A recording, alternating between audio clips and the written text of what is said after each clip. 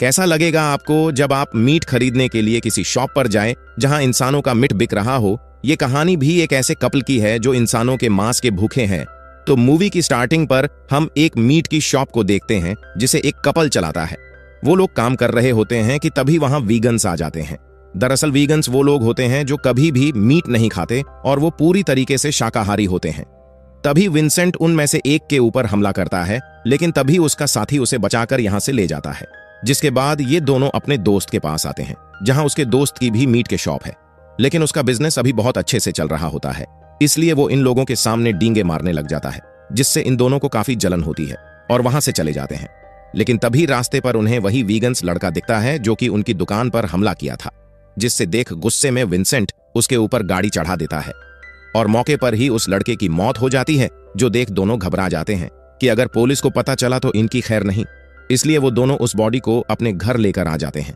अब रात को विंसेंट उस बॉडी के टुकड़े करने लग जाता है, लेकिन तभी उसका कुत्ता उस बॉडी का एक टुकड़ा खाने लग जाता है। अब दूसरी सुबह विंसेंट देखता है कि उसकी पत्नी उसी मीट को कस्टमर को बेच रही थी। जो देख विंसेंट की हवा टाइट हो जाती है और वो डरते हुए अपनी पत्नी से कहता है कि ये उसी लड़के का मीट है जिसको हमने गाड़ी से उड़ाया था। इतने में ही वो कस्टमर शॉप पर वापस आती है जिसने सुबह ही उस लड़के का मीट खरीद कर ले गई थी। वो खुश होकर बोलती है कि आज का मीट बहुत स्वादिष्ट था मेरे लिए और पैक कर दो। जो सुनकर वो लोग फिर से उसे उसी लड़के का मीट दे देते हैं और अब धीरे धीरे उनकी शॉप पर कस्टमर की भीड़ लगने लग जाती है। इतना ही नहीं, अब तो पुलिस ऑफिसर भी वहां आकर इंसानी मीट खरीदने लगे थे। तभी ऑफिसर विंसेंट से पूछता है कि ये मीट इतना स्वादिष्ट कैसे है, मैंने आज से पहले कभी ऐसा मीट नहीं खाया है। जिस पर विंसेंट कहता है ये एक सीक्रेट है।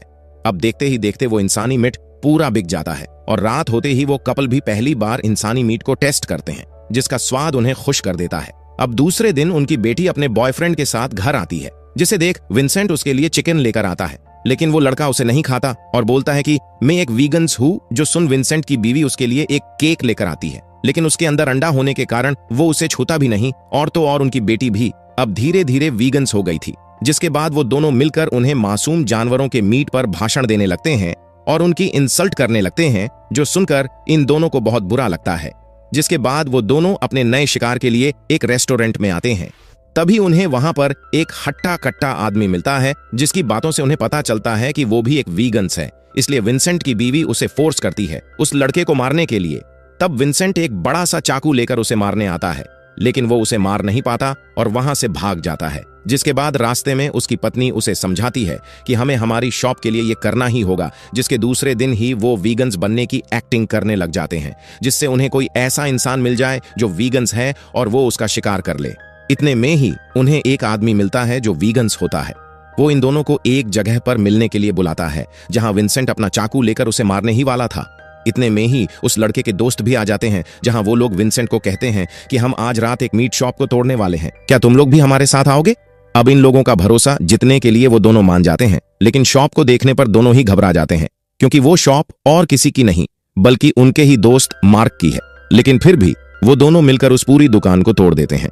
अब दूसरे दिन मार्क पुलिस बुला लेता है और कहता है कि किसी ने मेरी दुकान तोड़ दी है। अब रात को जब विंसेंट अपनी पत्नी के साथ रेस्टोरेंट में होता है, तब बातों ही बातों में उन दोनों में झगड़ा हो जाता है और विंसेंट वहां से चला जाता है। तब एक ठरकी लड़का विंसेंट की वाइफ के पास आकर उस पर लाइन मारने लगता है। तब बातों ही बातों में विंसेंट की वाइफ को पता चलता है कि वो लड़का एक वीगन्स है, इसलिए वो उसे अपने घर ले आती है और अपने पति विंसेंट से कहती है कि मैंने एक वीगन्स आदमी को पकड़ा है, जाओ और उसका मीट बना दो।